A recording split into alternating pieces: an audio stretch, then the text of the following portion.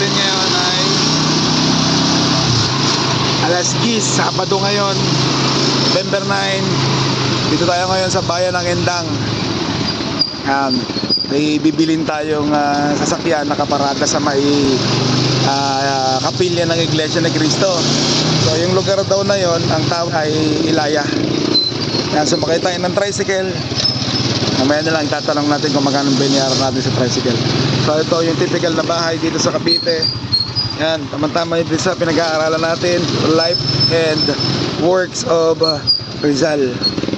Yan, although wala tayo sa Laguna, nasa Cavite tayo.